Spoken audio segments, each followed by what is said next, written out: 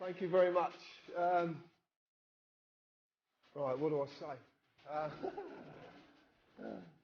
I don't know if some of you saw me when I spoke at Stoke. I spoke about things that, you know, sort of we've got this corporate governance, and a lot of things didn't seem to add up. And I couldn't understand why everything seemed to be becoming a company or a corporation. Well, now I can explain it, because the nice thing about what I do and the people that surround me is that everyone who comes to me gives me a little snippet of information. It doesn't matter who you are or what you're talking about. And that's why I'm going to ask you today to listen to what people say. It doesn't matter what they're talking about, whether you agree with it, listen, because this is about communication. That's what a community is about. It's about communicating with each other.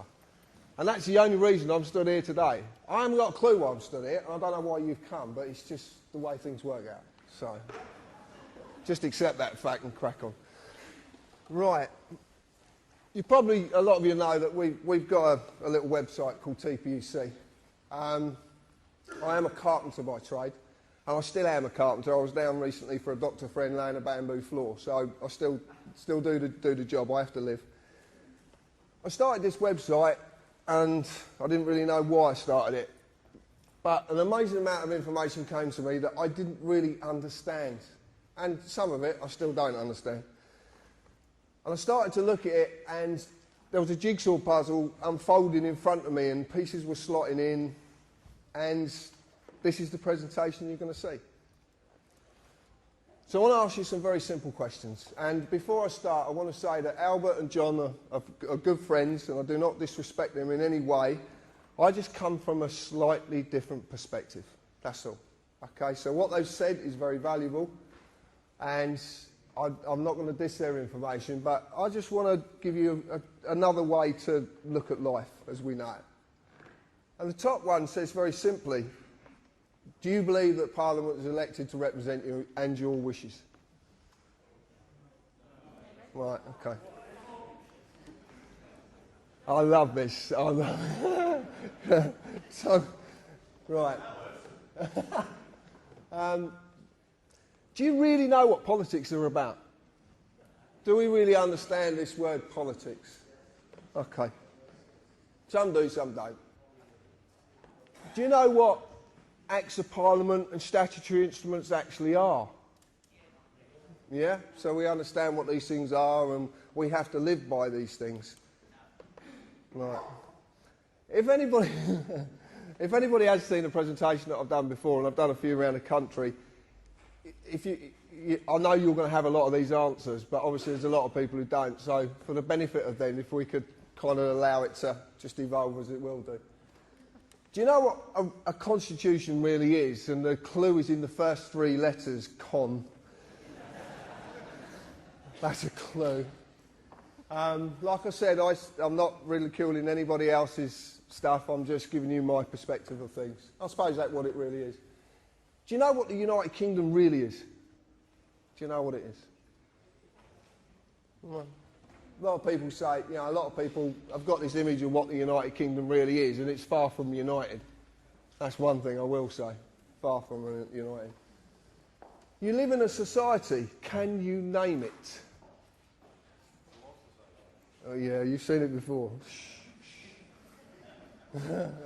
I normally say something very different, but there's a lot of people here, and I'm going to curb my language today. Well, I'll try my best. If you don't like swearing and you are adverse to the odd swear word, then I'll tell you when to cover your ears. Now. No one did it. Right. Are the police doing their job properly? And it's a shame because I met two CID officers yesterday who were very, very pleasant indeed. Maybe they were pleasant because they realised I knew the game, but it was an interesting conversation. Do you believe we have courts of justice? No. And this is the last one that a lot of people stumble on. Do you believe you're a person? That's really good. That's really good. That's the key to this. That's why it's underlined. This is the key. The word person, persona, the character, the mask. This is the key to everything. And a lot of people do believe they are a person. And it's said, you know, I ring people up and the answer phone says, the person you're trying to contact is not here at the moment. I'm not trying to contact a person, I'm trying to contact a human being, or a man or a woman. But, you know, there you go. Members of Parliament. A good friend of mine, that some of you might know as the anti-terrorist, thank you, he deserves everything, yeah. He told us a little while ago that the Members of Parliament were actually a company. Now, I broke the words up because Parliament actually means two words, which is talk and lies. It's talk in French and Latin for lies. So it's talk lies, acts of talking lies. He said they're a company. So I don't really believe anything that people tell me, so I look for this information. And what I want to tell you today is not to believe a word I'm saying. And if you really do, if you class me in the so-called society we live in, I'm a tattooed carpenter with a Cockney accent. You know, would you believe me? Right. So look for this stuff yourself. Everything you're going to see today is factual. Absolutely factual. You can go and find this, bar one little bit that I'll explain later. So they're the directors of a company and they've got this company number. It's that UC number there. That's their actual number, their company number. And because they are a company and it literally is orchestrated, they will keep going in the same direction. It will never ever change. It's never changed and it never will change because it is orchestrated. A lot of people don't know that Tony Blair, Margaret Thatcher and John Major have something very, very significant in common, bar being prime ministers. And that is their cousins. And no one seems to know this. If you want to see this, go and get a copy of Kids' Trivial Pursuit, because it's one of the questions. There's little snippets everywhere. Everywhere. You just got to look. The Members of Parliament are not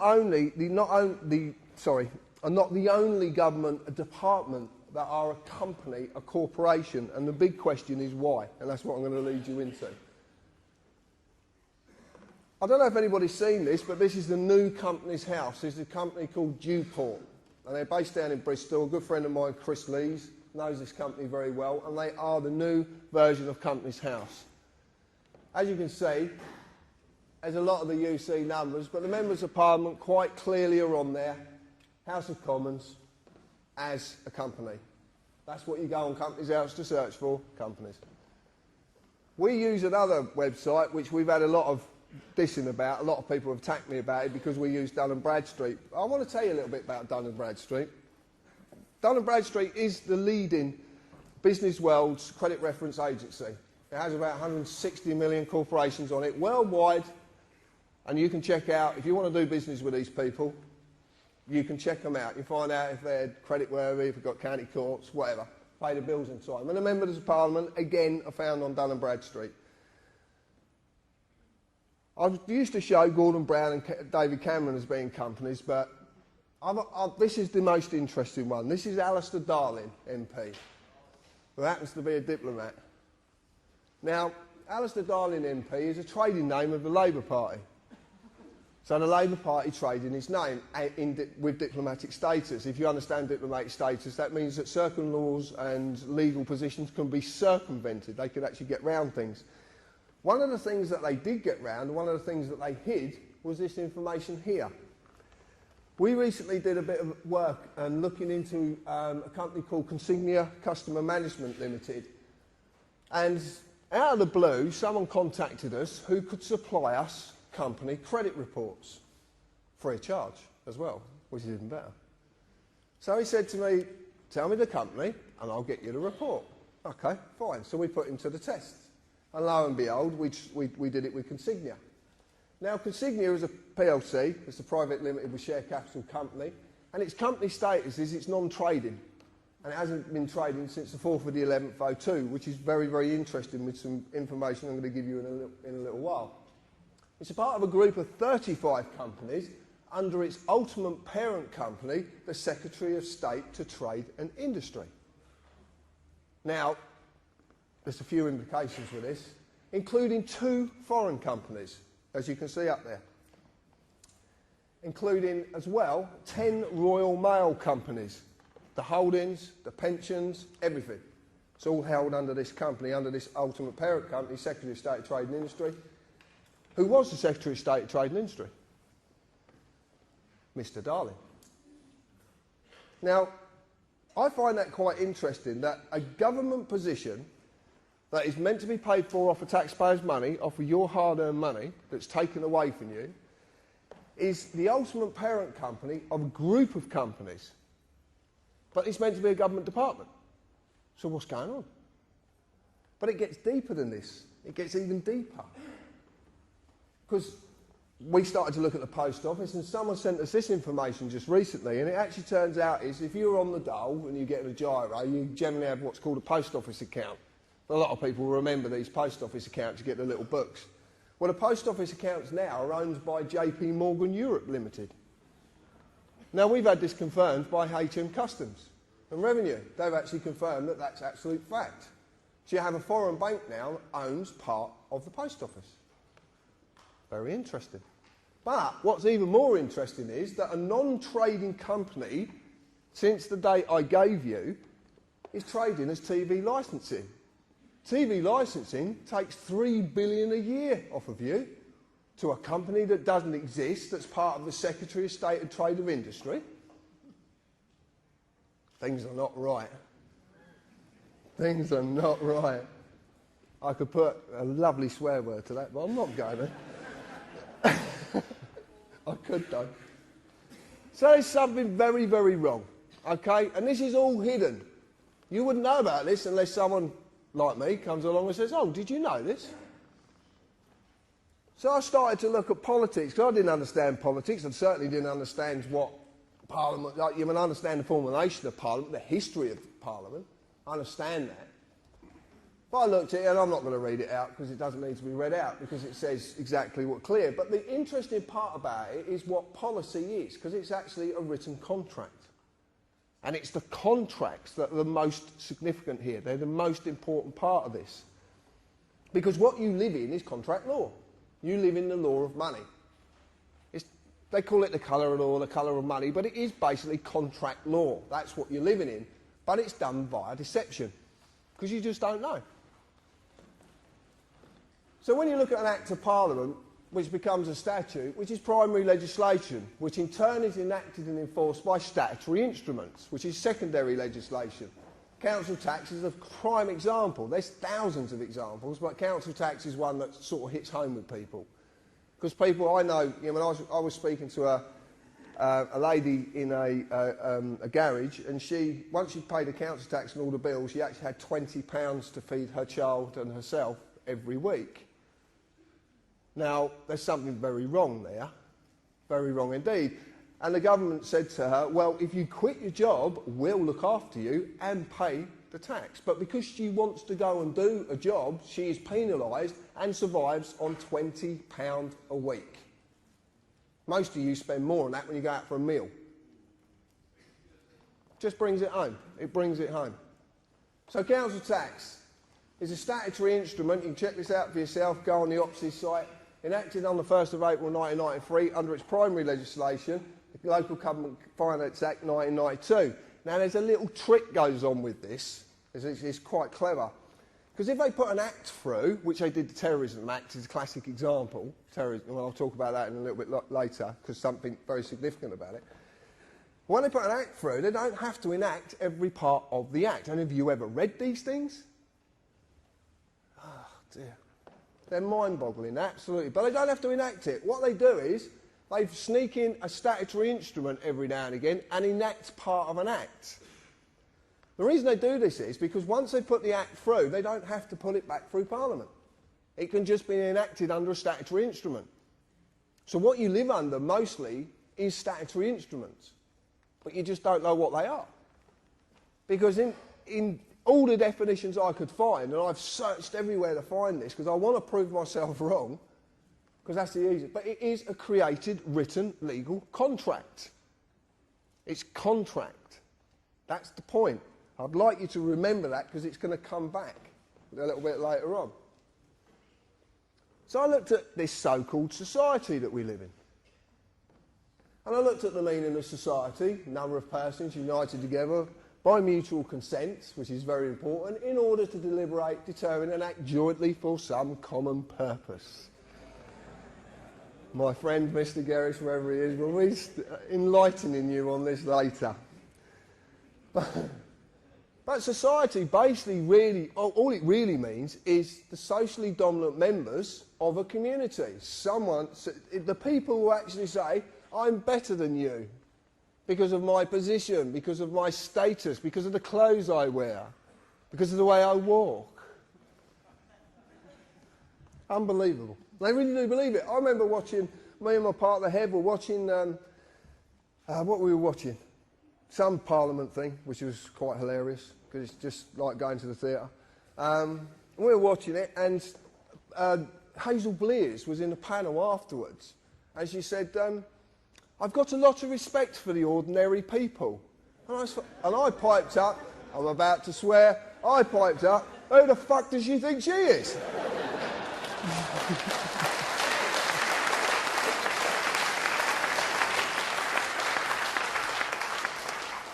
But it all evolves around this word, status. And there is no mistake that statute comes from the word status, I promise you. But I'll go into that a little bit later. The common purpose of our socially dominant members of our community is to maintain their social dominance off your backbone. And that is what's happening the world over. Okay? Doesn't matter, people tell me about New World Order and all this, and there's, yeah, okay, you believe in what you want to believe in. There's nothing, I can't tell you not to believe in nothing, and it's not for me to do. All I'm saying is the socially dominant members of the world want to maintain their social dominance, and the only way to do that is to keep you enslaved. And slavery is a harsh word, but it is the truth. And it's not about colour. It's not how we look, how we speak, or what we look like. Everybody in the world who is not the socially dominant is enslaved. But they are as well, and I'll explain that in a little bit. So we've got the socially dominant members. This is simply the Law Society. This is the society you belong to. But as a man or a woman, you're not a member. And I'll explain. So I looked at contracts. An agreement between two or more persons. There's that magic word, persons. That creates or modifies an existing relationship. There must be mutual consent by all parties. Otherwise the contract cannot exist. Cannot exist unless there's mutual consent. And this is very important. It's another thing I'm going to come back to. So I looked at a constitution, which John explained earlier, the way his take on it. And, you know, pretty much that's it, basically unwritten. John talked about the American Constitution, ours is unwritten. The reason I see ours is unwritten, because something that's not written down is easier to manipulate. Very simple. Very, very simple indeed. But see, the point is, a man or a woman is legally known as a thing. Did you know that? You're a thing. No, you are. You're a thing. That's what you're known as. Things. For nothing of substance, natural, and I presume you're all natural, can exist in the legal industry. The thing has to be given a legal personality. A legal person. A certified name. A man or a woman is not a member of this society. The certified name, the legal personality. The legal person is. This is all that is bound by the rules of this constitution of the Law Society, which is actually Anderson's constitution. Now, if you're into the Ministry of Funny Handshake stuff, have a look at Anderson's constitution. Makes fascinating reading. So what I've decided to do, and there's a lot of help from Richard, who sat in the audience, one of the admin, head of my partner, Dan, a lot of people have given us help about this, and the anti-terrorist again. This is actually what an Act of Parliament is defined as, a statute is defined as. And it's quite simple. It's a legislative rule of society given the force of law by the consent of the governed, as of a rule of a corporation. Now, as it says there, by its own definition, it tells you it's not law. It can be given the force of law if you agree, but it doesn't mean it's law, because it says it's not. This comes from the neuter of Latin status, the legal character or condition of a person or thing that is actually a maxim. Do we know what a maxim is? Right, well, a maxim in law is an internationally recognised fact in law that cannot be disputed, rebutted or even talked about. It is a fact. And maxims are very powerful. There's a lot of them that are good and there's a lot that are bad. So if you are going to use maxims, just use the good ones. Now, I've been attacked over this so much. The United Kingdom Corporation Limited, formerly known as United Kingdom PLC, United Kingdom Corporation, and now we believe it to be known, and I will say believe because I can't show you the evidence yet, but we believe it's the UK PLC company, and it's on Dun & Bradstreet. So as far as I'm concerned, it exists. But I've been attacked. Oh, you can't take that. It's just a website. Blah blah blah. Okay. So if it doesn't exist, why is it in the Public Records Office being talked about on at least 3 occasions? Why is it there? If it's something that's complete fabrication, that is not, it's got no tangibility at all, why is it being talked about? And this is in the Public Records Office. Go and look for yourself. You can make an appointment, go down there and look. United Kingdom Corporation has employees, and that's not just civil servants, that's anybody. Anyone who has a national insurance number is an employee. And I want to ask you a very simple question. If you have national insurance, why do you need any other insurance?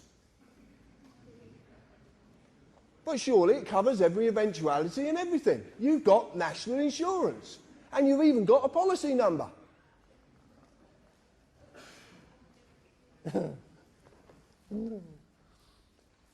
Company policy of this corporation required me as an employee, which I was, to pay tax and follow all the legislative rules of that corporation, in this case, statutes, Acts of Parliament. As in any company, if I break the rules, I'll be disciplined under that company's legislation, which I have been many, many times. Now, the disciplinary procedures of the United Kingdom Corporation are quite simple. See, because the police of the United Kingdom Corporation are all companies. Oh, shock horror. No one believes me. Not companies. Oh, they can't be companies. They're the police. How could they possibly be companies? But they are, because they have to be.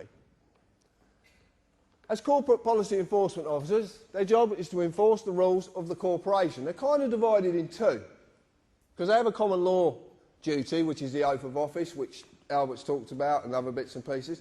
And then there's another side to them, which is a corporate side, which is very interesting. All the courts in the United Kingdom, including the highest court in the land, are companies. Every single one of them. And they have to be. If I break the rules, I will get an invite to their place of business to discuss my punishment. And as I've said, I've been many, many times. Many times. Except they are not inviting me. I just thought they were. As you do. And it even seems the highest court in the land, which is... Thank you. House of Lords. Why is the House of Lords a court? Come on, John. The House of Lords is a court because originally, and it actually still stands to this day until the 1911 Parliament Act smashed it to bits, but actually the original system was that any legislation coming into this country had to go past the judiciary. Correct, John? So, the House of Lords was the judiciary. It's part of the judiciary. It's actually the highest court in the land. But it's a company. Exactly the same. All companies. I want to talk about my friend here. And I modelled this on a very dear friend of mine, Mick Reed. And I've got quite a few friends in the police force who I kind of got to know when I was young. Now, I modelled this on Mick because this is how I remember the police. And I know a lot of people in here will remember these people. They're few and far between now, but they do still exist. You just have to try and get through the other part to get to this. But they do exist. So we got this policeman. And when I was growing up, I was a pain in the arse to these old boys. And one particular, I grew up in a village and we had a copper on a push pike, which is not very clever. You know, especially when you're driving motocrossers across the field, you know, he can't really keep up. He did try, bless him. He did try. But his name was Bob Searle, a lovely man.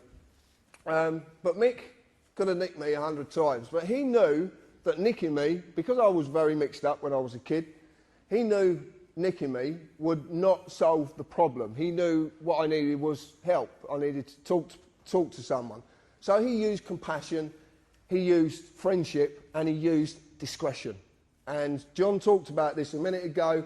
This is what a jury holds. It's called discretion. This is why nullification of a case can be performed by you, because you can go against a law or a corporate act policy if you believe that policy to be unfair in them circumstances. This is called discretion, and this is what these men and women have, discretion. It's a very, very big part. Duty under the common law of this country to serve and protect and uphold the law. There's a massive difference between upholding the law and enforcing something. I'm not going to say law because it's not, but there's a massive difference. But people just don't seem to realise there is one. And these were there to serve and protect us. Now, I've heard people say that women have been on the streets and they actually in fear because of a police presence. Now, surely, if their job's to protect us, you'd be all right with the police being about. You'd be quite happy. Oh, the police are there. Fine, I'll just crack on. They're there to protect me. Now, oh no, they might nick me for something. Because we're all in fear. And now, we got better coming. We got better. So we're frightened of these people now. But they're there to serve and protect us. They're there to help us. So what comes along? The Gestapo. And these are the Gestapo. Yeah, I mean, they're getting more like cyborg. They have actually cameras on their head. Have you seen the cameras? The cameras, yeah. So, I mean, they're actually taking films of you while you're talking to them and stuff like that. But these are the Gestapo. They are dressed to intimidate. Some of these people, I believe, if you actually sat them on a chair and asked them to get up, they couldn't get up because of the amount of clobber they've got on.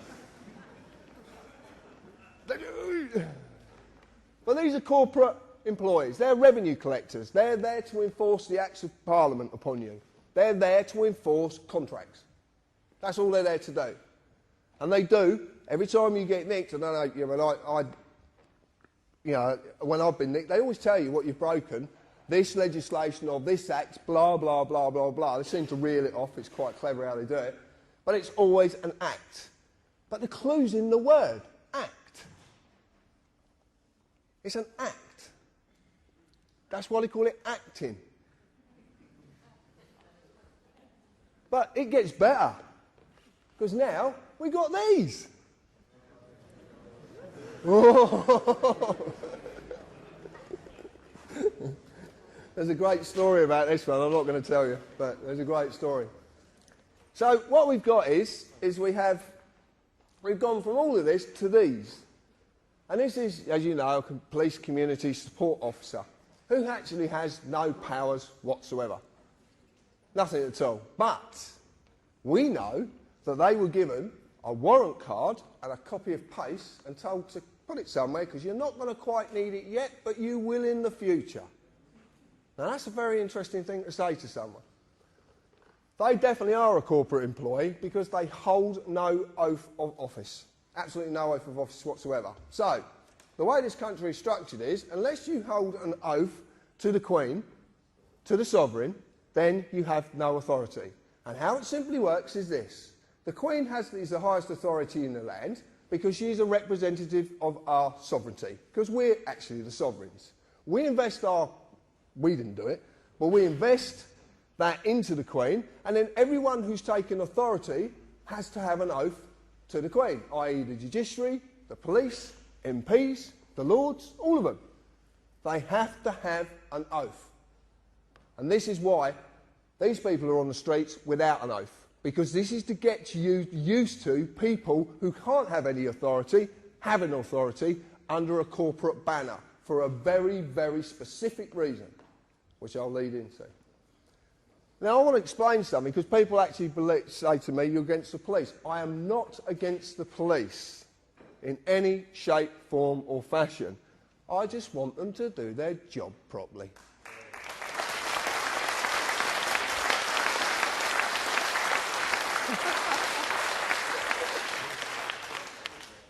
Earthquake's gone. Right, we're okay.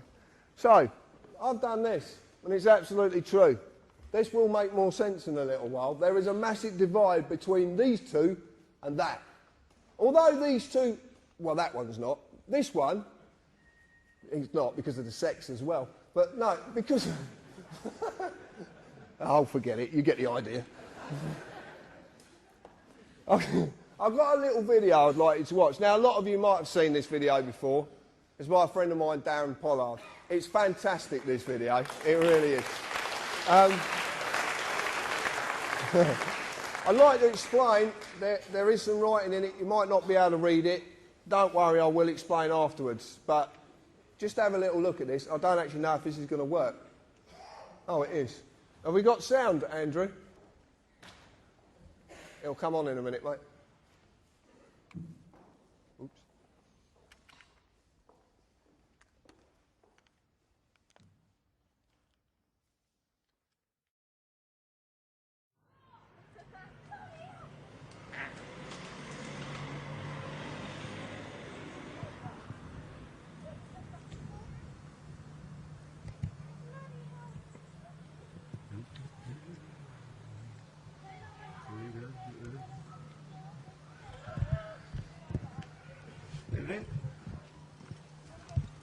Put the camera down for us, mate. What? Can I help you? Put the camera down for us. What? Whoa. I'm in my own garden here, mate. Okay. What, you come bursting down? Filming the police? It's not an offence at all. It is, sir. No, it's not an offence at all. No, I'm a filmmaker, mate. I know the laws. I've been doing this for years, mate. I film the police all the time. It's not an offence. Okay. We're telling you. What section is it an offence under? Okay. It's an offence, sir. What section is it an offence under? I'll find out for you. If you can switch the camera off. No, I can't switch my camera off.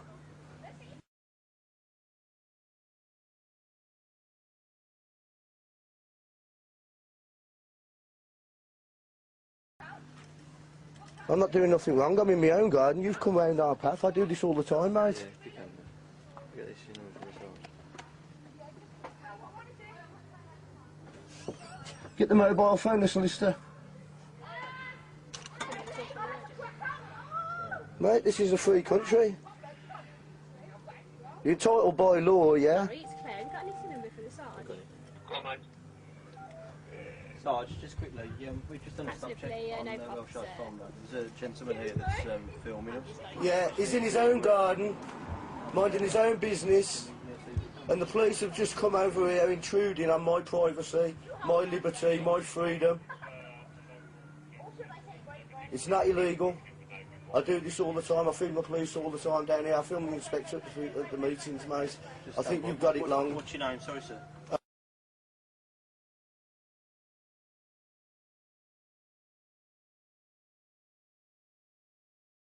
I think you've got it wrong, right? And what you know what you ought to do, mate? What, do you know what you ought to do? If you don't like me filming you, you do what I do. You go to see the MPs, yeah, and get them to bring it up in Parliament so they can change the laws. But don't come and harassing me over it because it doesn't matter who I am, mate, you know. Okay. You're not number 58. You know. I'm not doing anything wrong at all, mate. Nothing wrong at all. You just took it on your own head to come over and harass me, you know. This is England, mate, you know. Yeah, it's from 58, sir. This isn't communist China, you know that, mate, don't you? I think it's terrible what you're doing here.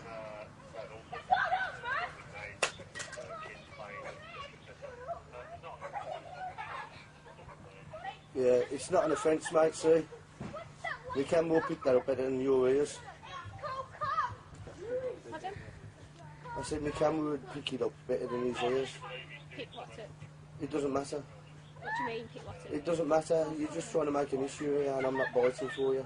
I'm not doing anything wrong. What did you say? I'm not doing anything wrong. What have you just said to that? It doesn't matter. I'm not doing anything wrong. I haven't done anything wrong. What are you trying to make an issue for? I've not broken no laws. You come over here harassing us, mate.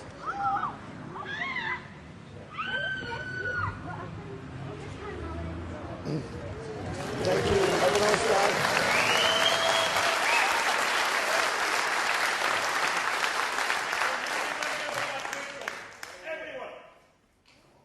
What was that?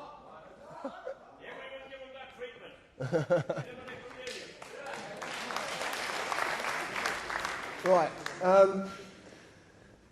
If you don't, if you didn't quite get it, what's actually going on there is the fact that 2 police officers were trying to enforce something that didn't actually exist. And they had to radio their sergeant to find out if it existed or not. And they were told it didn't exist. So they had to stroll down Darren's path and hold their heads in shame. And I have it on good information that male police officer has been passed down quite a few times and he hides his head. And Darren doesn't lie, so I've got no reason to disbelieve him. But there's something very key there. And the thing is that when these people actually pull you up, for whatever they do, whatever you've done, or whether you haven't done anything, more to the case, excuse me, that drink's repeating, ask them. Because most of these people, when they're doing what they're doing, they don't actually know what they're doing. That's the point. They make it up as they go along. The classic is now, do you know you can be arrested for answering questions? Actually asking questions. You can be arrested for it. Friends of mine have been arrested for asking questions. And it's called, what's it called? That's the one, yeah. Obstruction of a police officer in his duty. Now I'm going to ask you something. Arresting people is meant to be in the public interest. So who is their duty to? Because if they're arresting people for asking questions, it's certainly not in the public interest. So, they have a duty, but a duty to what? Might be a question you might want to ask them sometime. Another thing is you'll notice as well, when they knew they were losing, the lady officer decided to pick a fight. Over any issues you could really find. Any issue at all. And this is the point. And the classic was said, your name, your address. This is powerful information they need. They need it, and I will explain this in a bit. But Darren did something, and he did something very, very significant in that video. And it's something that a lot of you possibly could have missed. When that officer said to him, "Can you put the camera down?" he said, "No." And did the officer pursue it? No. One of the most powerful words in the world. It's one of the smallest words in our vocabulary and one of the ones we're so frightened to use. Just say it. No. That's what it's all about. It is. Greater Manchester Police, Essex, Kent, Surrey, Dorset, Lincolnshire, Staffordshire, Cleveland, Merseyside, Warwickshire, all companies. City of London, companies. All registered as companies. They are all companies. This is some interesting information that come via one of our researchers up in Lancashire. And I did find this fascinating. Lancashire County Council, this is not a city, this is a county. Counties are big places. So it's a county council, not a local council. Was incorporated under that IP number, which happens to be 666, which I found quite interesting. Dear, oh dear. I'll leave that one for Brian. You can see it's a registered address, and it was completely dissolved on the 25th of January 2008. This is the county council. Completely dissolved.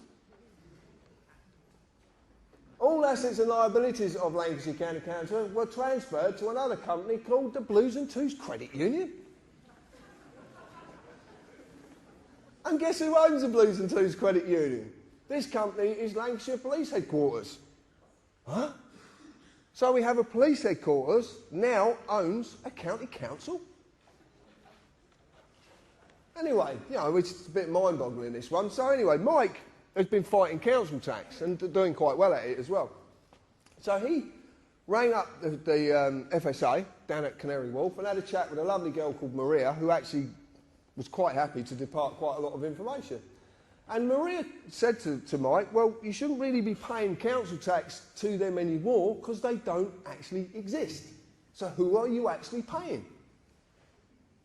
Which I found fascinating. Well, it turns out that a few people have jumped on this and started to ask some very, very awkward questions regarding this matter. Because, truth be known, even if council tax was lawful, which I promise you it's not, and lawful and legal are not the same, and never the twain shall meet, ever. And I will explain a little bit about that. Everyone who's been paying since that date is entitled to a refund. How many more are doing this? How many more people can get refunds? And this is all about money, I promise you. There's nothing more. This is about money. So we found this very fascinating. Same again, I don't really believe. I like to go and look for information myself, which is what I'm asking you to do. I don't want you to believe me. You can go and find this. So I went on Companies House, as it used to be, and lo and behold, there's the IP 666. Lancashire County Council, company removed. Lancashire County Council dissolved on the 25th of the 1st, 2008. Now, there's something very significant about this, because if you go and try and find this now, it's not there. Now, they're not allowed to do that. But who owns Companies House? Have you looked at the web name? It says .gov. So, we have a company, a council that's not meant to be a company, because if you ring them up and ask Lancashire County Council if they're a company, you get some really interesting conversations with these people. We're not a company, but you've got a registration number. And it's got 666 in it. What's going on?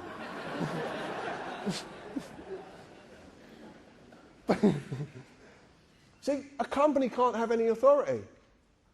I'm going to explain this later, why companies and corporations can't have authority. They can't.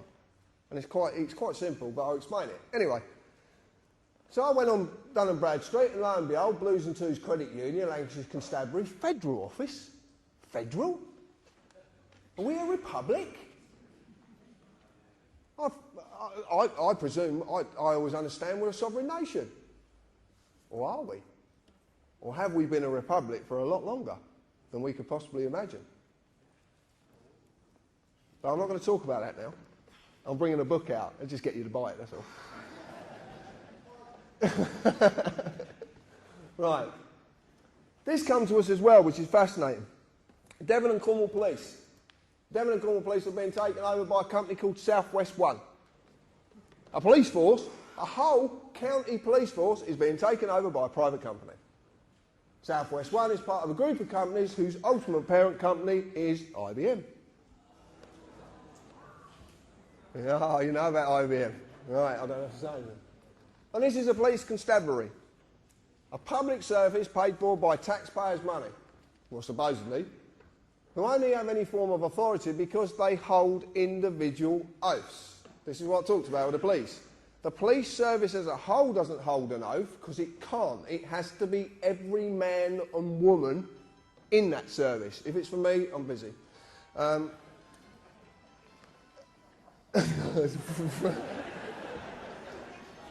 shouldn't do that. I do that every talk, and I shouldn't do it. Right, sorry. Yeah, so they can't. So it's got to be on the man or the woman. I don't like using the word individual, but it's the only word I could put there, because individual doesn't mean what we believe it to mean. So now Police Constabulary is being told what to do by a private company, a bit like the ACPO. You might have heard of them. A non-profit making organisation that's made up of chief police inspectors that has 18 million in the bank. I want to ask you, how do you get 18 million in the bank when you don't make profit? Interesting. But this company's not only telling them what to do, and what happens to the oath of office. As a corporation can have no authority, for a mort's main cannot hold an oath. A mort's main is two words, it's dead and hand. Companies are known as, corporations are known as mort mains, dead hands. They're dead. They do not live, they do not breathe, they are not natural, They are dead. So there's something very wrong. Corporations can have no authority because of mortmain. Land cannot be alienated by mortmain because corporations can't own land. That's why your house is called property, because that's the little trick they use. They turn land into property. But property is a corporal inheritance, which basically means it's not visible and can't be seen. You just don't know. There's a lot to that. Again, you have to buy the book.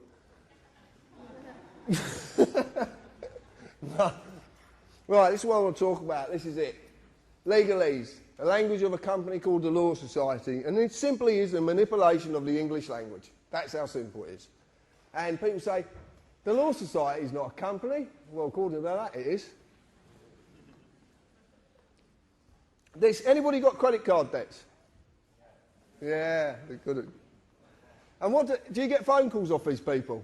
They're quite insistent, aren't they? Yeah. So what do they ask you first? First thing they ask you, your name. And then they ask you for the first line of your address and your postcode and then your date of birth. Don't they? That's every time. Have you ever wondered what happens when you actually say no? It's really funny. You want to try it. No, if they ring up and they say, Mr. Harris, I say, yeah, okay.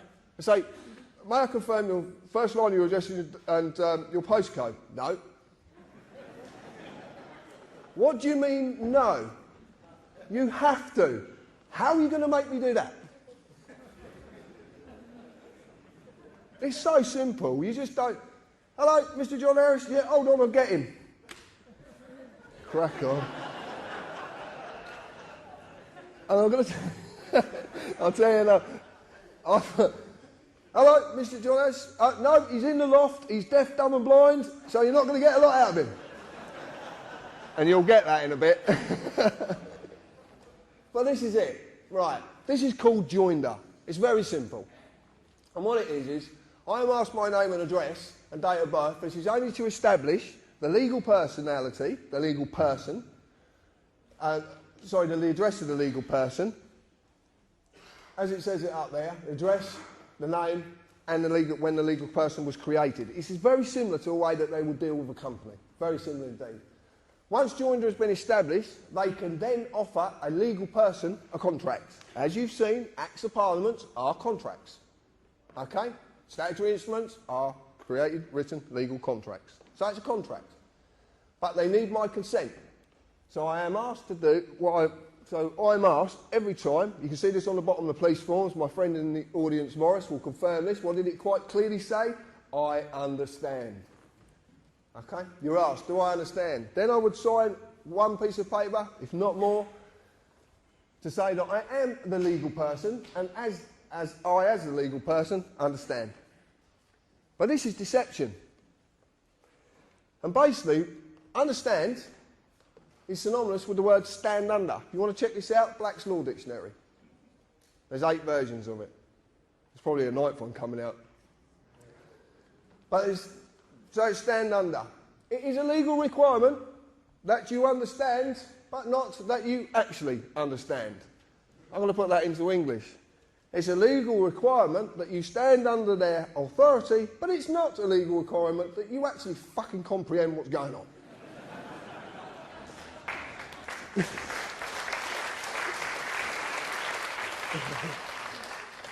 During any process I am subjected to by the corporate officers, I will be asked at some time, do you understand? This is simply about getting your consent, because you have to say yes. Because a contract is a contract, and a contract can't be formed unless all sides agree, give mutual consent. So you asked it, do you stand under me? Do you give me a corporate officer authority? That's what they're actually saying to you. But it's not you, it's a legal person.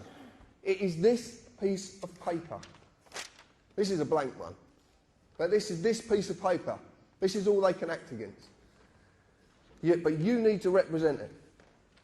And that's what the joinder's there for, to get you to represent it. So let's look at a fixed penalty notice, the deception of notice, joinder, understand at work. This is it at work, very simply. In legalese, a notice is not a bill. A notice is not a demand, it is an offer of a contract. Notice is synonymous with offer. When the offer has been made, the legal person must be established through joinder, for the legal person is nothing more than a piece of paper. But they have to establish it. Otherwise, they can't offer the contract to it. Because of this, they need the man or woman to agree to represent the piece of paper by saying, I understand. Fixed penalty notices are the same as all and any statements made. They are simply self-perpetuating contracts. They perpetuate themselves. It's completely deceptive. I'll show you how it works. It's not very clear. If you look at the top there, it says penalty charge notice. So there's penalty charge offer. Okay, so it's an offer of a penalty charge. Then you get all the bullshit, right? And it is bullshit. And it says notice to owner, blah, blah, blah, blah, blah. And it even says there, the person. So they're even telling you what they're acting against. They're telling you. They have to tell you. They go around here, and then you've got this magic little box here. Because what you do is, you tell them who the legal personality is, you tell the address the legal personality is at, you put the postcode, and if you're stupid enough, you put a daytime telephone number.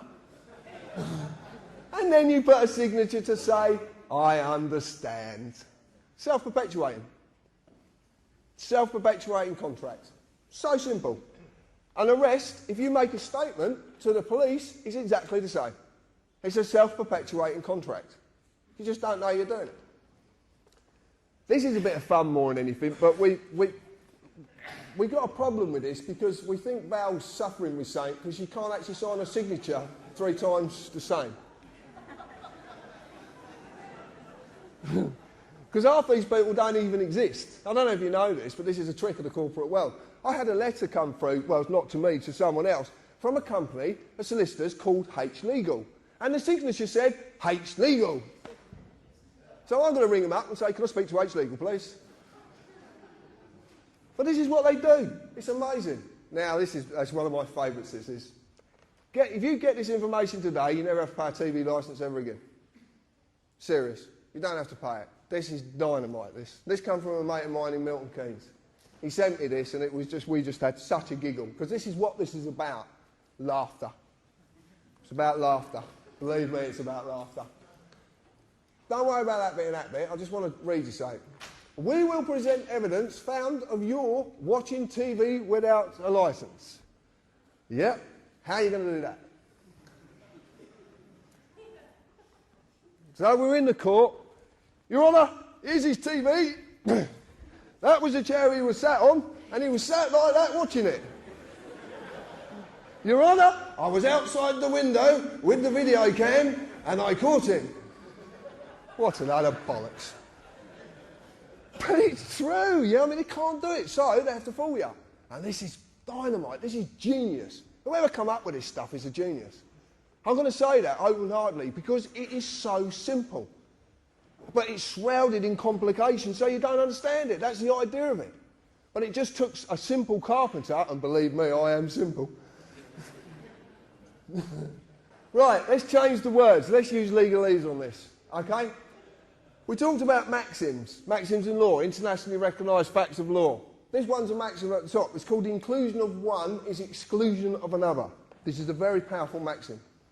Now, it says here, which may include a statement taken under caution by one of our enforcement officers.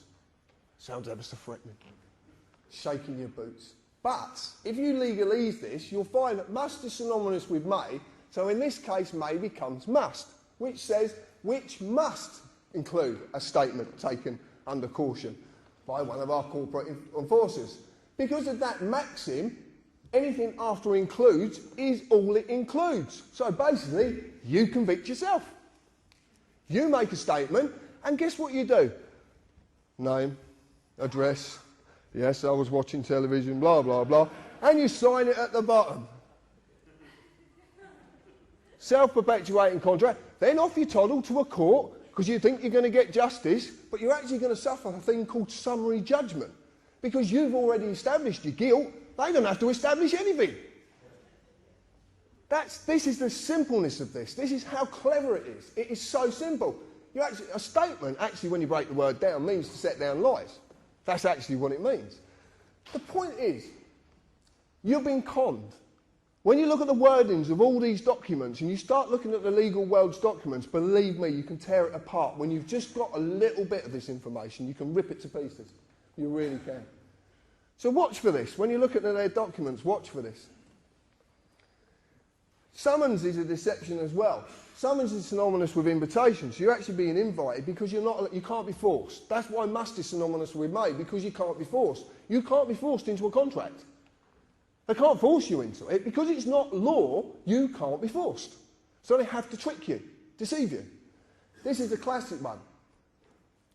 They are inviting a legal person to a corporate place of business. And believe me, they are corporate places of business. They really are.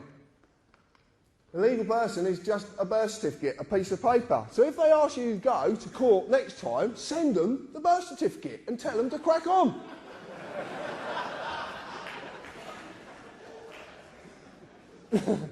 This legal personality was created by the United Kingdom Corporation.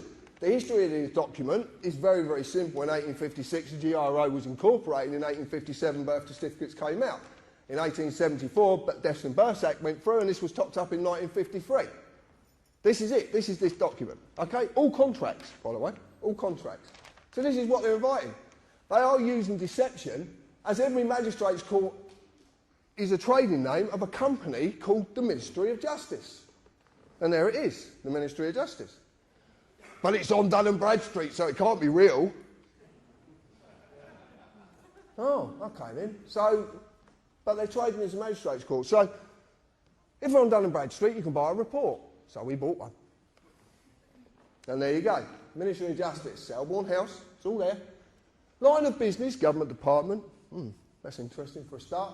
And they trade as the Asylum Immigration Tribunal, Magistrates' Courts and the Public Trustee's Office. I've highlighted really what I found significant because who owns this business? No parent company. Now that's interesting. In the business world, if there is no parent company, that means they are a parent company. And it's obvious because they're trading in their name. So they're the parent company of all them businesses. Every single one of them. Who are the directors? Lord Faulkner. If you don't know anything about Lord Faulkner, have a look at him and have a look at his brother as well. Very, very interesting. Are there any significant legal proceedings, events against this business? A county court judgment was registered against this business on the 16th of the 12th, 2008. So, right, let me get this straight. We've got a business that's not meant to be a business, it doesn't even do good business. Well, that's the truth of it. And then the last part was the one that got me. Year this business started, 1600. So anyway, we rang up Ministry of Justice and asked them a few questions. And they didn't want to answer. I ring up Parliament, they'd get really snotty on the phone with me. I'd ring up Buckingham Palace as well, they don't want to talk to me either. And all the House of Lords, they're very interesting, these people. But I checked this out with Dun & Bradstreet, and we had this checked out, and it turns out their stuff is completely factual.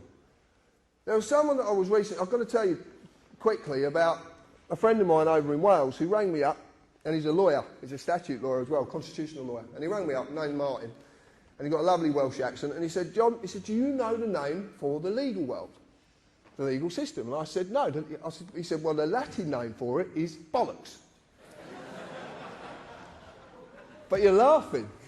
But it's actually B-O-L-L-O-X, bollocks. And bollocks means to set into confusion. Aha! So he was right, he was just leading me along a path, and I laughed just the same as you do. He's given this to someone, a barrister, who's looked at this, and there's been a few people looked at this, and it actually turns out that these people have come back and said to us, if this document is legit, which it is, and if you want to see a copy, I've got a copy in there, so I'll pass it round, I'm quite happy to. If this document's legit, this country has been lawless for 409 years. Because the whole justice system is being dealt with by a company. And this makes complete sense when you look at the history of between 1600 and 1717. Again, you have to buy the book.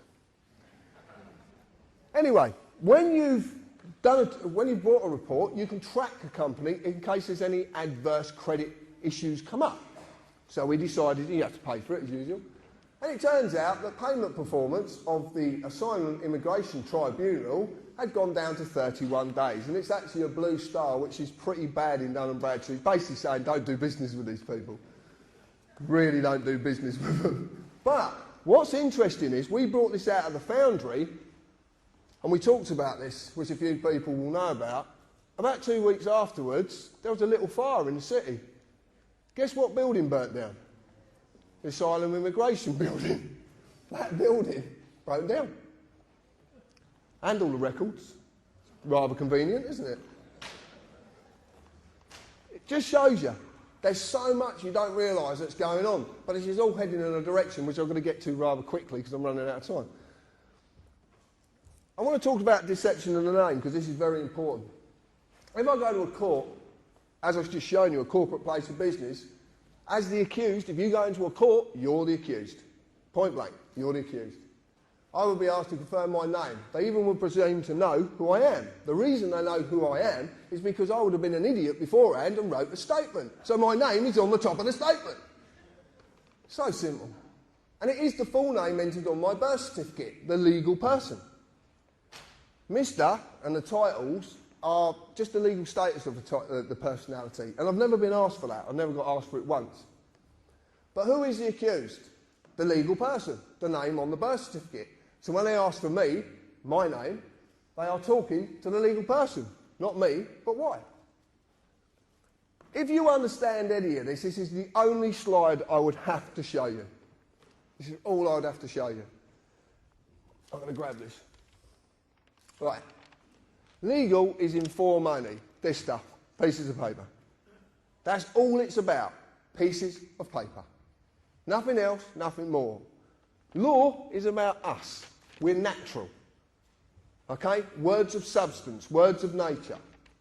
So if you look at this, legal is in form only. Person. A man or a woman is a substance of words of nature. Legal is the antithesis of moral or natural. It's the exact opposite. Nothing can exist in the legal world unless a piece of paper says it exists. That's its legal personality. So when they ask for my name, they are not talking to me, the man, because as a man, I cannot exist in the legal world. It's so bloody obvious. I can't exist in it. I'm a thing. Unless I've got a piece of paper to say what I am. We don't know what he is. Where's the piece of paper? It's true. So as you can simply see, they're actually talking to this piece of paper. But you're not told this. And there's a specific reason you're not told this. This is the easiest way to break this down. Natural law and common law is actually meant to be a mirror of natural law, and natural law basically is two simple values, harm and loss. That's all it has to be, nothing else. It covers every eventuality. So you've got natural law, that is actually me. That applies to me.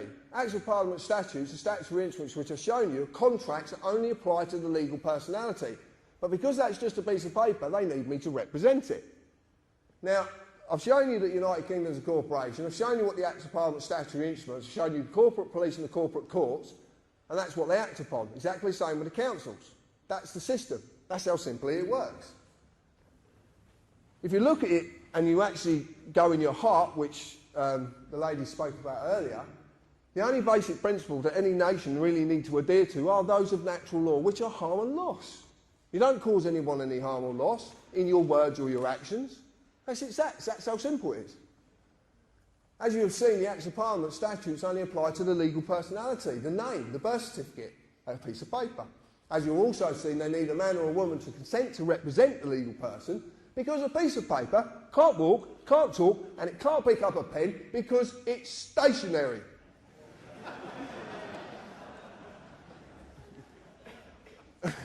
But it is, isn't it? Yeah, it is, yeah. This thing can only do something when I do something with it. Look, I'll put it over here and I'll call it. Jump!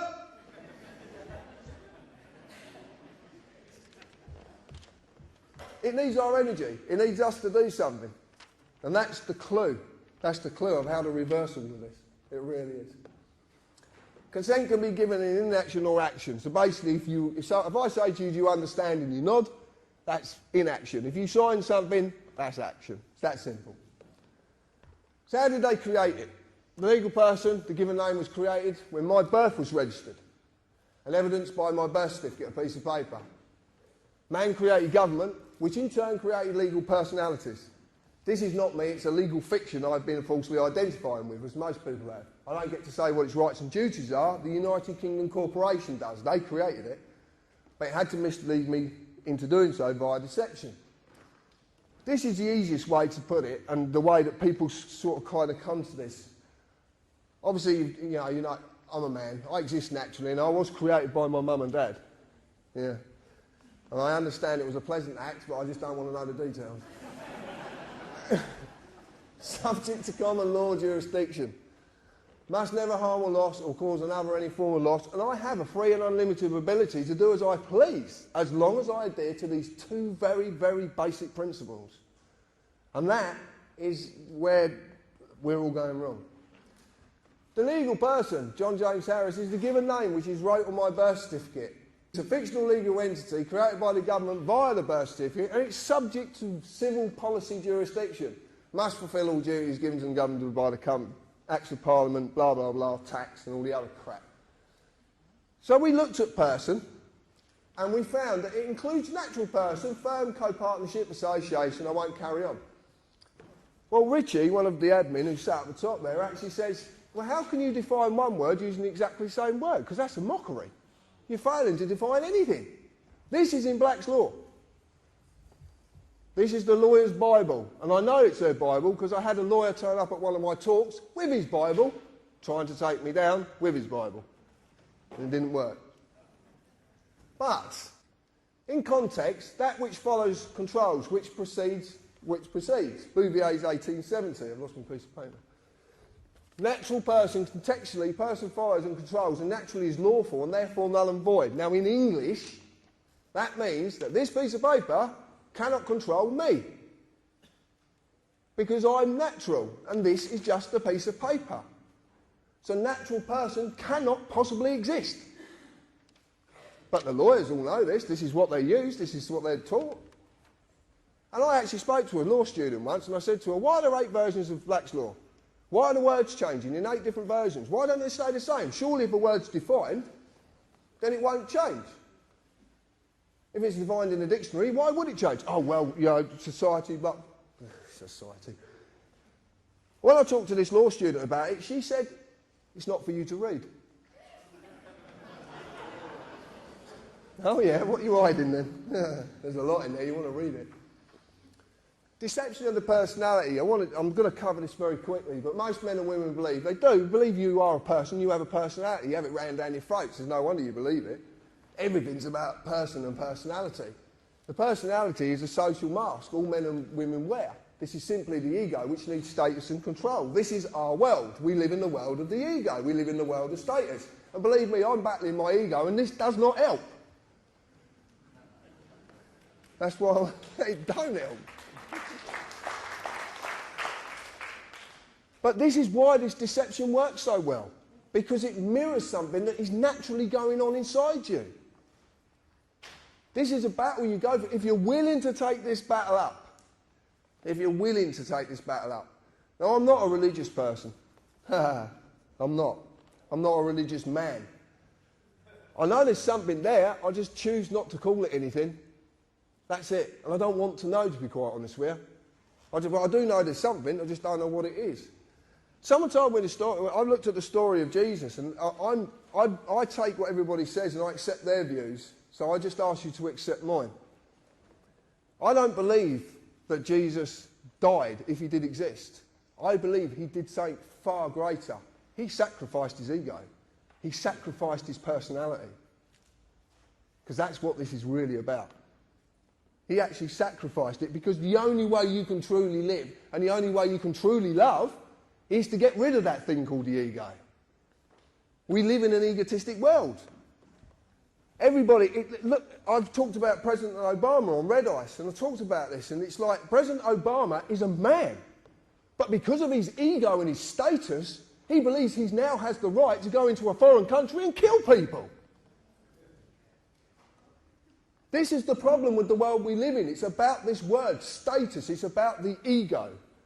And I've realised it because I've got the biggest ego in the world. I'm an arsehole.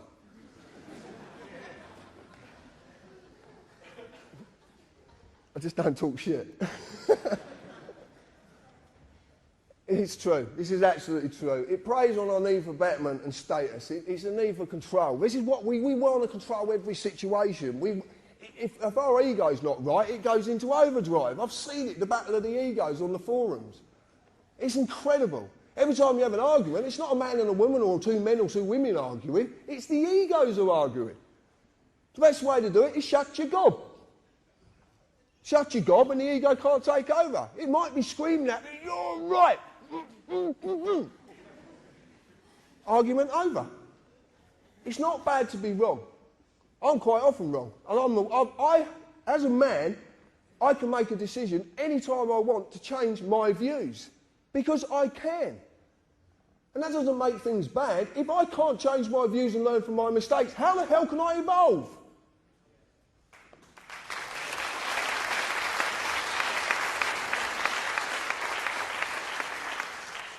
This is a deception.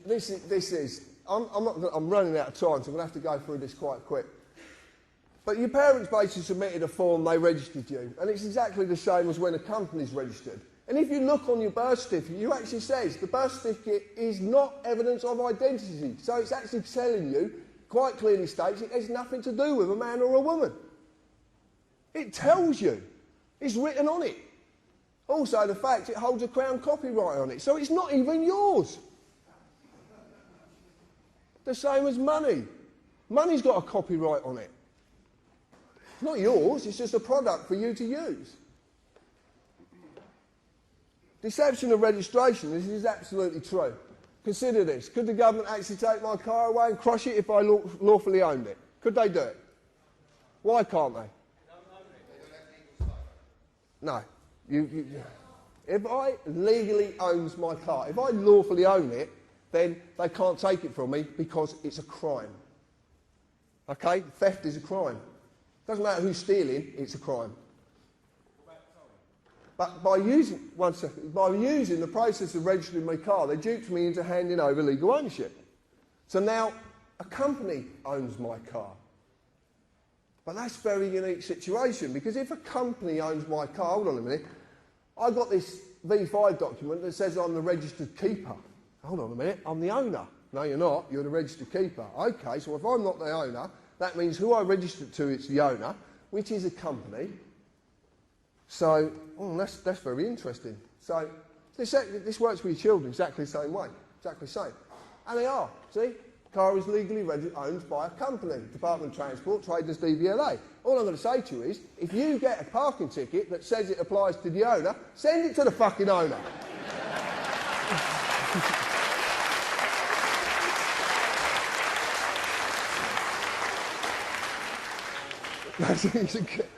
You're going to have so much fun, you really are. Right, why the government companies? This information is from our search provider. This is this gentleman who come along, and I must say thank you, Russ. All government companies seem to have the same prefix at the beginning of their company number. They start with UC. Now, we believe that that means under charter. It could mean unincorporated. We're not 100% sure. But UC companies and Royal Charter companies do not have to publish their accounts as they are exempt under law. Well, that's a bit of a... So if you do start a company, apply for a Royal Charter, because you're exempt under law, you don't have to publish your accounts, you can do what you want. It's true. The service they provide us with is a business-to-business service, and they do not include government corporations in any of their services. Government corporations? We're going back to this company thing. What's going on? So why companies? Let's answer the question. As you see, the Acts of Parliament are enforced by statutory instruments, which are in fact contracts. But a contract can only legally exist between two or more persons. What's a company when it's been incorporated? What does it become? A person. It has legal personality, so it becomes a person. So then it can do business with another person under contract. This is why they're all companies. But there's a bigger reason to this, but it's just part of the reason. So a company corporation is a legal person for it has legal personality via a certificate of registration certified name, exactly what you were given when you were born. Exactly the same process. Their legal personality is just a piece of paper as the one you have. So the contract only exists between the pieces of paper.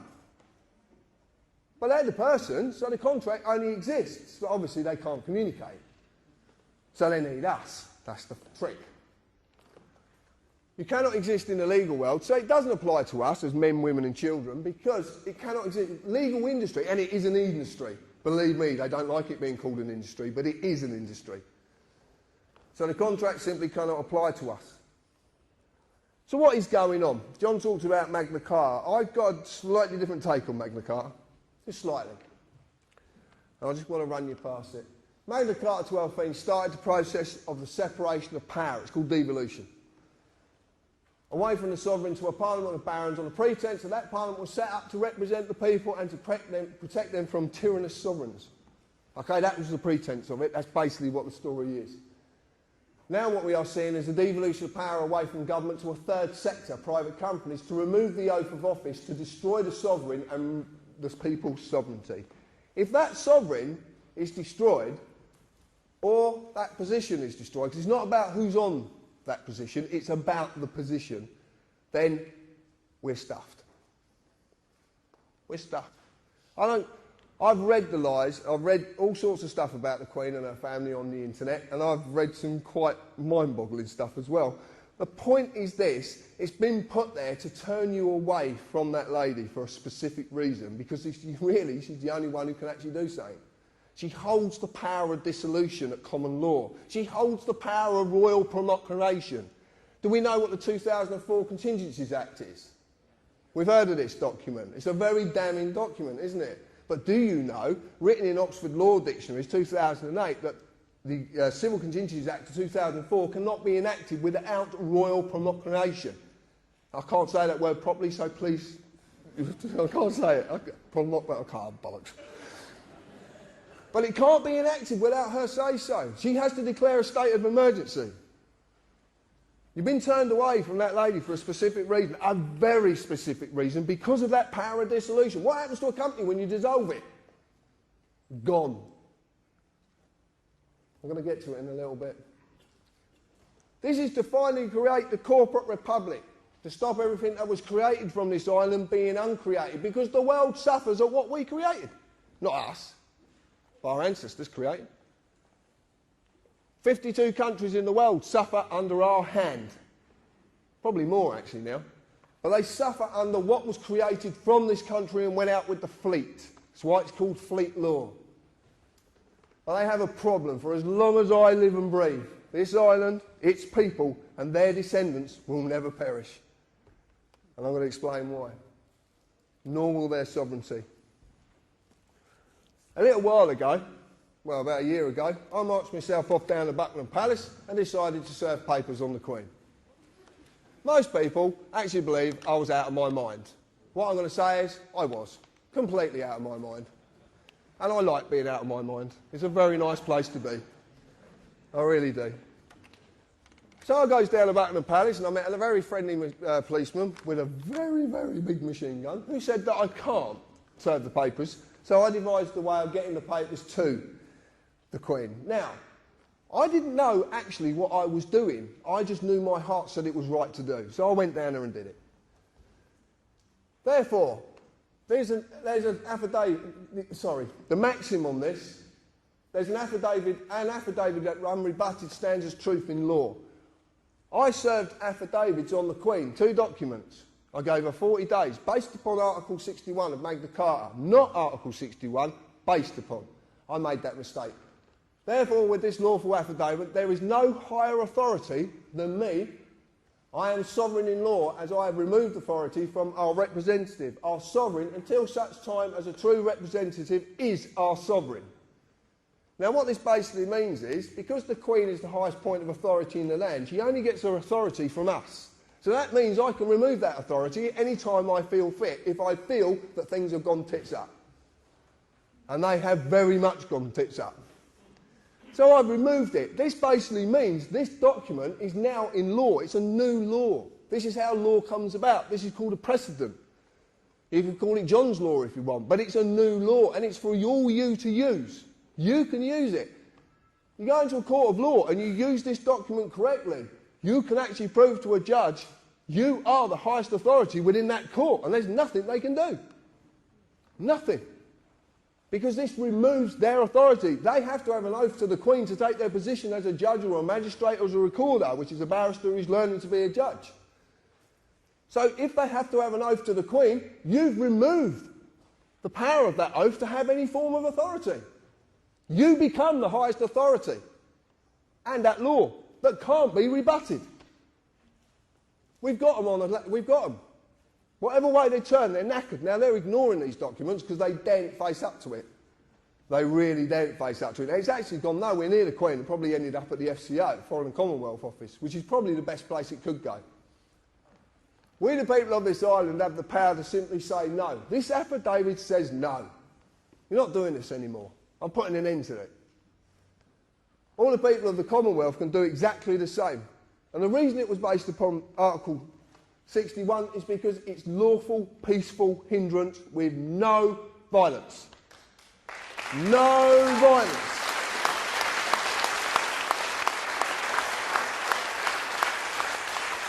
Someone said to me, how would I deal with the MPs? I'm going to tell you this. Order 635 brooms, because they will be sweeping the streets they thought they used to own.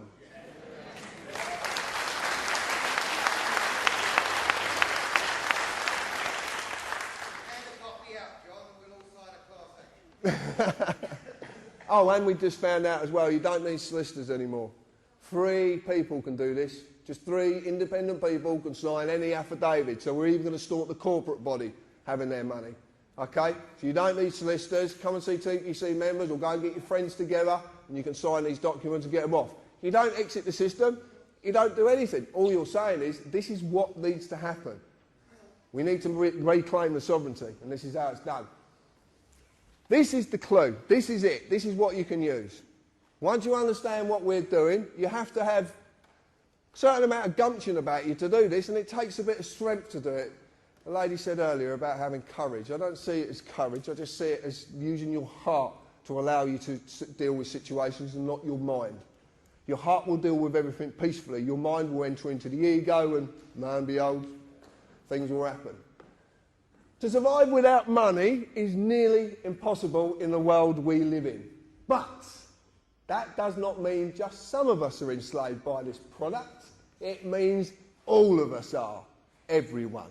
And that's the key. My daughter said to me, she's 13 years old, she said, Dad, if we're in debt, print more money.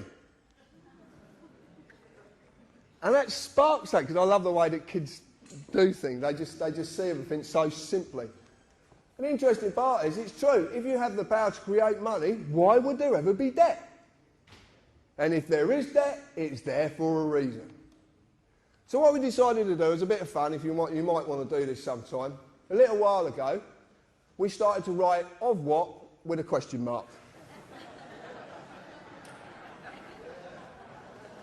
And we're sending them back. Just a bit of fun. But you could add, and also as well, there is a copyright, so it's not yours. Nothing to do with you. It's just sort of product for you to use. Money is everyone's lifeline. Money is not a valuable commodity. You are, because of what you do, the work you do for that money. Because without you, this whole country would grind to a halt. It's so obvious. It is so obvious.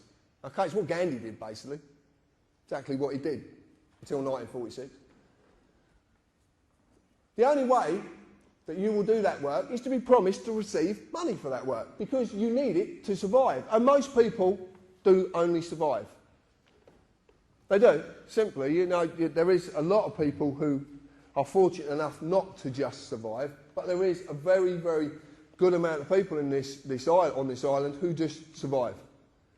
And that's very sad, because my one belief in my heart is that no one should have to pay to live. No one. Companies and corporations only exist because of money. The money they receive from you is simply their lifeline. A lot of the time to feed their greed, to maintain their delusion of status and to maintain their social dominance. Because that's basically what it's all about. That's what it all boils down to.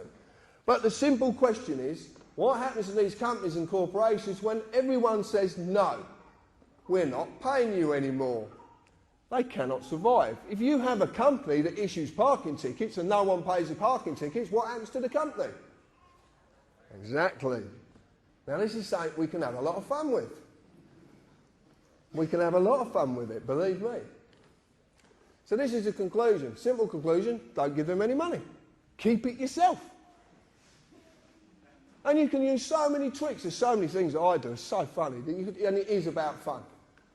Lawful rebellion. Deny their lifeline. This is what I do. And I just simply do this every day. I peacefully resist all claims against me by refusing to represent that piece of paper.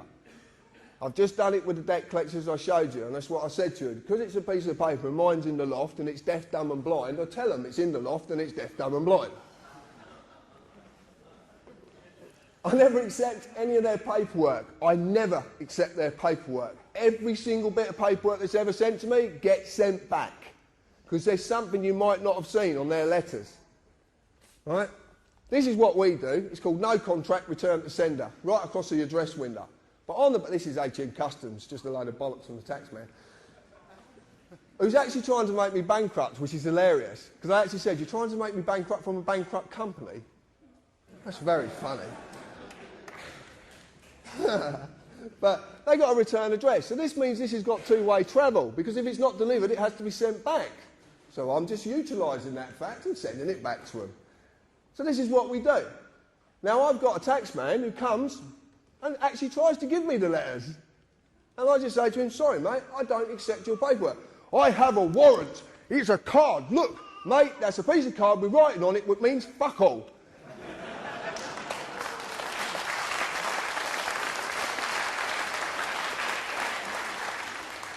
You learn this, you can have a lot of fun, but you got, and oh, you do. So funny yesterday with two CID officers. They said to my partner, you have to sign this. I said, no, you don't. And he says, actually, he's right, you don't have to. It's true. I never accept any of their paperwork forms, and no one can make me accept them. No one can make you accept anything if you don't want to accept it. I send every letter back simply saying no contract, return to sender. If I get pulled up by the police, I only say as little as I can, and I prefix everything, the person. The person. Okay? Because you're not talking about yourself then. Contract doesn't exist unless paper changes hands. That's it. You've just been duped into it. I never sign anything, and I'll never write a statement, and I'll never have one wrote for me. And there's again, they can't make you do this. I deny them, period, any of the lifeline they so desperately need, which is money. I will never, ever give them a penny, and they know it. Lawful rebellion, which is what I basically started a year or so ago. Every man, woman and child on this island are sovereigns. In fact, everybody in the world is a sovereign. You're sovereigns in your own right. A sovereign nation, but we are only this as long as we have a sovereign to invest that sovereignty in. A line in the sand that cannot be crossed. No king or queen or government have the right to rule us. They are there to represent and protect us. Nothing more, nothing less, with no greater dignity than anyone they protect. No greater dignity.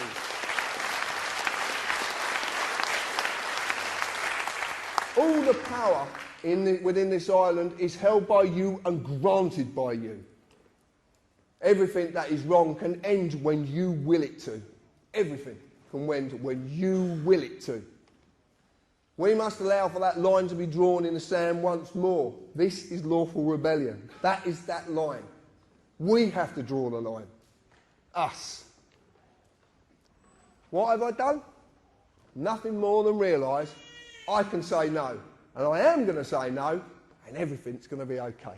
Thank you.